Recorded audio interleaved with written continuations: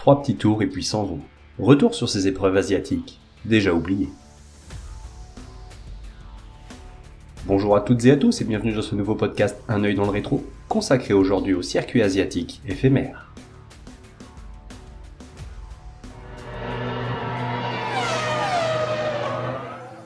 Si depuis 1994 de nombreuses destinations orientales ont vu le jour, certaines n'auront eu que peu d'intérêt, voyant leur Grand Prix passer à la trappe après seulement quelques éditions. Flashback sur ces pistes de l'autre bout du monde appartenant désormais au passé. Et ils sont 4 que l'on pourrait qualifier de circuits asiatiques éphémères, Haida, Yeongam, Bud et Hanoï. Aucun d'entre eux n'aura accueilli plus de 4 courses, mais pourtant ils ne sont pas forcément sans histoire. Avant 1994, seul le Japon avait accueilli une épreuve du championnat du monde de Formule 1 sur le continent asiatique, que ce soit à Fuji en 76 et 77, ou à Suzuka depuis 87, trop peu selon Mosley et Ecclestone, les grands Manitou de la Formule 1 de l'époque. Avec un rayonnement croissant sur le monde entier, l'ouverture de la catégorie reine vers l'Orient se devait d'être actée. Un premier projet de Grand Prix d'Asie est évoqué en 1993 sur le circuit d'Autopolis au Japon, mais face aux problèmes financiers du tracé et à sa gestion très discutable par la mafia locale, l'épreuve est annulée. Ce n'est qu'un an plus tard que le sujet est remis sur la table et cette fois-ci, le travail paye. En 1994, la deuxième manche, dénommée Grand Prix du Pacifique, est créée. Disputée sur le circuit d'Haida, renommé depuis, la seconde course japonaise ne connaît qu'un seul vainqueur pour ces 2 éditions, Michael Schumacher. Celle de 1994 est remportée sans vraiment de difficulté par l'Allemand, encore sans couronne à ce moment-ci. En effet, le pilote Benetton prit un tour à tous ses concurrents excepté Berger, même s'il était largement à portée de main. Son succès solitaire s'explique aussi par l'abandon prématuré de son probable seul adversaire de la course, Senna. Dès le premier virage, le Brésilien est percuté par Hakkinen puis par Larini. Personne ne le savait encore, mais ce serait la dernière course du triple champion, avant son tragique décès lors de la manche suivante, à Imola. C'est d'ailleurs là que ce dernier posa les premières interrogations d'un possible système d'antipatinage illégal sur la Benetton Ford.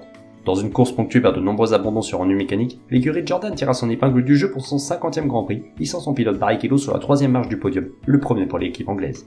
Un an plus tard, l'épreuve est toujours positionnée dans le premier quart du calendrier, mais d'importants tremblements de terre dans la région de Kobe perturbent l'organisation de la manche nippone.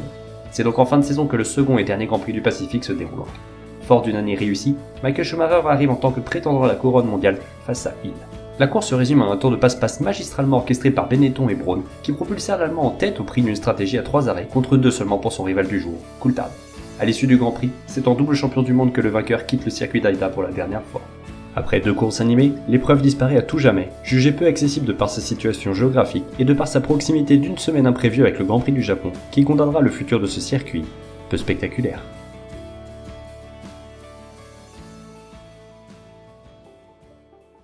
À la suite de la disparition du Grand Prix du Pacifique, le Japon se porte alors en unique manche asiatique et ce jusqu'en 1999 et l'apparition du circuit malais de Sepang. En 2004, c'est Bahreïn et la Chine qui rejoignent le calendrier de la Formule 1, avant que Singapour et sa fameuse course nocturne ne débutent en 2008. L'année suivante, c'est le tracé de Yas Marina à Abu Dhabi qui sort de terre, première course au crépuscule de l'histoire. Si ces pistes sont encore utilisées actuellement sauf la Malaisie depuis 2017, 2 autres circuits asiatiques voient rapidement le jour mais leur destin sera loin d'être aussi glorieux. En 2010, la Corée du Sud intègre le grand cirque de la Formule 1. Problème, les travaux prennent du temps et le tracé n'est pas réellement prêt pour la course. 15 jours avant la tenue de cette dernière, l'homologation tombe enfin. Ce circuit, construit entre les murs de béton, accueille donc son premier Grand Prix, une course qui restera dans les annales.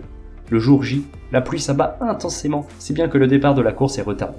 Les installations n'étant pas tout à fait opérationnelles, l'évacuation de l'eau ne se fait pratiquement pas et il faut presque 2 heures pour lancer l'épreuve, du moins la course à l'élimination. Après seulement quelques tours, Webber sort de la piste et accroche Rosberg. Les voitures sont pleines de boue et les accidents se multiplient. À moins de 10 tours de l'arrivée, c'est l'autre Red Bull, celle de Vettel, qui abandonne, moteur explosé. C'est donc Alonso et sa Ferrari qui s'imposent lors de ce Grand Prix totalement fou, terminé dans l'obscurité presque totale. C'est d'ailleurs ce rendez-vous qui sera couronné comme étant le plus beau de l'année. Mais les éditions se suivent et ne se ressemblent pas. Le tracé n'est pas très intéressant et la seule vraie possibilité de dépassement se trouve au bout de l'interminable ligne droite. En 2011, Petrov harponne la Mercedes de Michael Schumacher, provoquant la sortie de la voiture de sécurité. La course, peu passionnante, verra l'écurie Red Bull triompher grâce à Vettel, empochant par la même occasion le titre constructeur. Un an plus tard, toujours peu d'action. Button se fait percuter par Kobayashi dès le premier tour, arrachant la suspension avant droite de la McLaren. En course, le passage successif des voitures sur les bordures artificielles fait se décoller ces dernières. Ainsi, Hamilton se retrouve avec une McLaren amputée de son aérodynamique, la faute à un énorme morceau de gazon synthétique accroché sur son ponton droit. C'est de nouveau Vettel qui s'impose, tout comme en 2013, année de la dernière fois.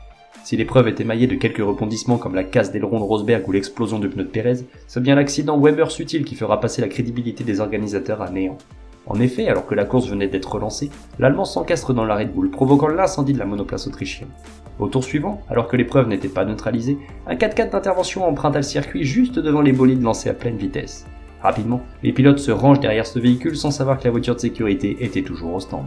La confusion sera totale et cet élément restera probablement le déclencheur de la disparition du Grand Prix de Corée du Sud.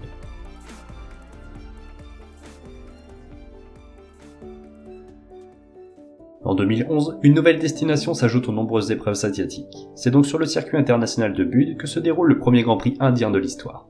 Situé à quelques kilomètres de la capitale New Delhi, la toute nouvelle piste, construite pour l'occasion, est censée faire tourner les têtes.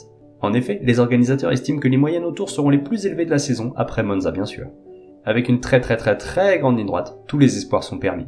Mais à y regarder de plus près, le tracé s'apparente plus à une succession de courbes et chicanes, n'offrant pas de réelles opportunités de dépassement.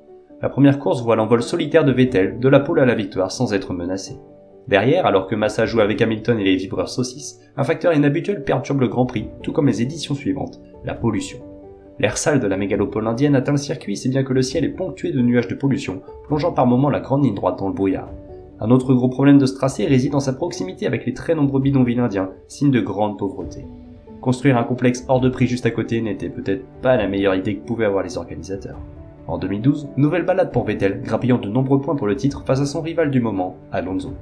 Derrière, le DRS fait son affaire en ligne droite, mais les dépassements ailleurs sont impossibles. L'image du Grand Prix pourrait être le changement de volant d'Hamilton lors d'un arrêt au stand, chose pas tout à fait très courante. L'année 2013 ne réservera pas vraiment plus de spectacle, si ce n'est l'impressionnant dépassement d'Alonso sur Gutiérrez à la limite du passage dans le gazon. Malgré la remontée de l'Espagnol après être redescendu dernier à cause d'une aile abîmée, cela ne suffit pas à contrer Vettel, accrochant un 4e sacre à son palmarès. L'écurie Red Bull est elle aussi titrée lors de ce Grand Prix qui restera le dernier couru en Inde. Pour célébrer ce sacre, l'Allemand se prosterne devant sa monoplace et la tribune principale. Ce sera le dernier passage d'une Formule 1 à cet endroit. Prévu initialement pour 10 ans, le contrat est rompu au bout de 3 seulement. Des problèmes financiers et d'accords entre les promoteurs et le gouvernement, enterrant à jamais cette course, prometteuse sur le papier.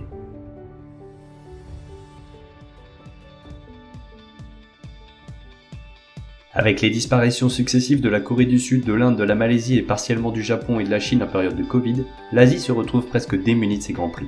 Seule la péninsule arabe et ses manches de Bahreïn, Jeddah et Yas Marina et Losail tiennent vraiment le coup, la manne financière n'étant plus à démontrer. Pourtant, un nouveau rendez-vous est annoncé pour 2020, Hanoï. La capitale du Vietnam entend bien organiser une course dans son centre-ville et le pays y voit grand. Dessins spectaculaires avec une ligne droite de 1,5 km bordée de murs en béton, tout pour faire rire.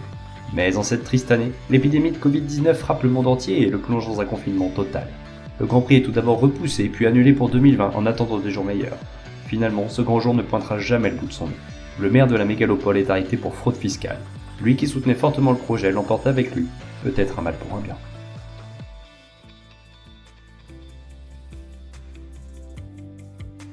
Si les circuits asiatiques éphémères devaient se résumer en quelques chiffres, nous pourrions dire qu'ils ont été présents au calendrier de la Formule 1 de 1994 à 1995 pour celui d'Aïda, de 2010 à 2013 pour celui de Yeongam en Corée du Sud, de 2011 à 2013 pour celui de Budd en Inde, alors que celui du Vietnam aurait dû être organisé en 2020.